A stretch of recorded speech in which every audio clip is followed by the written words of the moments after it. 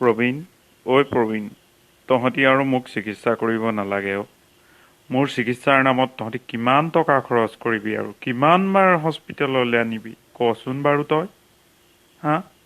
মোৰ লগত এতিয়ালৈকে বহুত টকা গ'ল অ' প্ৰবীণ।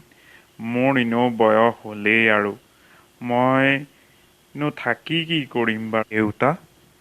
দেউতা, তুমিনো কিয় অদৰকাৰী কথাবোৰ কৈ আছা অ'? তোমাৰ বাবে এইকণ কি মোৰ দায়িত্ব নহয় নেকি? হা? এয়া মোৰ দায়িত্ব নহয় নেকি? তুমি আমাক সৰুতে কিমান কষ্ট কৰি ডাঙৰ দীঘল কৰিছা সেইটো আমিহে জানো, দেউতা। নহয় অ' প্ৰবীণ, চাচোন চা, মোৰ ট্ৰিটমেণ্টৰ নামত তই বহুত টকা খৰচ কৰিলি।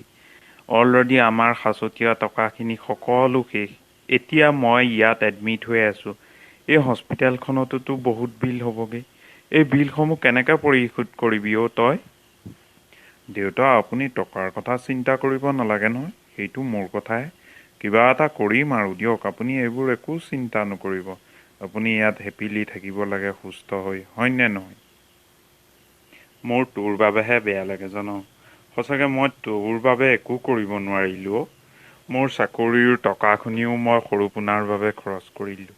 কিন্তু এতিয়া অথচ চাচোন, সৰুপোনাটো মোৰ বাবে খবৰ ল'বলৈ এবাৰো নাহিলে।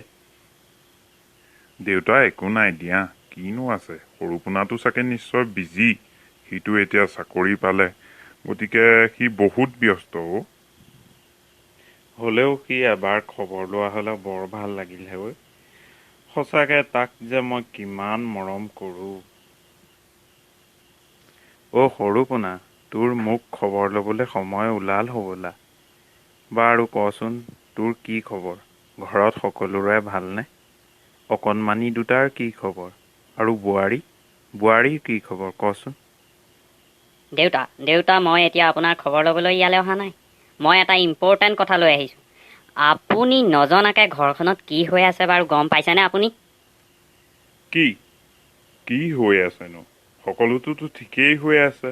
একমাত্ৰ মোৰ বেমাৰৰ বাদ দিতো সকলো ঠিকেই আছে। দেউতা, এই প্ৰবীণে গোটেই মাটি বাৰীখিনি বিকি শেষ কৰি দিলে, গম পাইছেনে?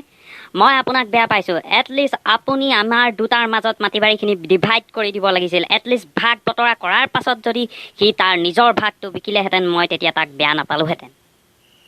ভাইটি, তইনো দেউতাক মিছাতে কিয় অপমান কৰি আছ? দেউতাক গালি নিদিবিচোন। মই যোৱাবাৰ দেউতাৰ এই হস্পিটেলৰ বিলবোৰ দিবৰ বাবেহে এই নৈ কাষৰ মাটিখিনি বিকিছিলোঁ কিবা। আৰু ভাইটি শুন, মই সকলোবোৰ মাটি বিক্ৰী কৰা নাই। অকল মোৰ ভাগত যিমানখিনি পৰিব বুলি মই হিচাপ কৰি উলিয়াইছোঁ ন, সেইখিনিহে মই বিকিছোঁ। যা, তই নিশ্চিন্ত মনে এতিয়া টাউনলৈ ঘূৰি যা। তই আৰু দেউতাৰ খবৰ ল'বলৈ আহিব নালাগে। হ'ব দেউতা, মই যাওঁ। মই পৰহিলৈ আকৌ আহিম, কিন্তু এইবাৰ এটা উকিল লৈ আহিম। তুমি মোৰ ভাগত যিমানখিনি মাটি বাৰী পৰিবা, মোৰ নামত নাম জাৰি কৰি দিব লাগিব কিন্তু দেই। প্ৰবীণ, দেখিলিনে বাৰু সৰুপোনাকণে কি কৈ গ'ল? হা?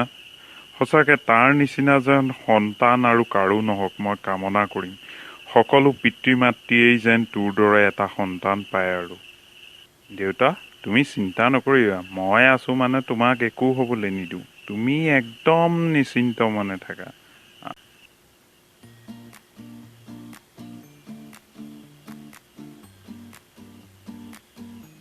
হেল্ল' বন্ধুসকল, যদি ভিডিঅ'টো ভাল পালা ন, চেনেলটো ছাবস্ক্ৰাইব কৰি দিবা আৰু বেল আইকনটো প্ৰেছ কৰি দিবা। থেংক ইউ ছ' মাছ ইমান সময় দি ভিডিঅ'টো চোৱাৰ বাবে। আৰু নতুন নতুন কনচেপ্ট লৈ আমি ভিডিঅ' বনাই থাকিম দেই। Thank U.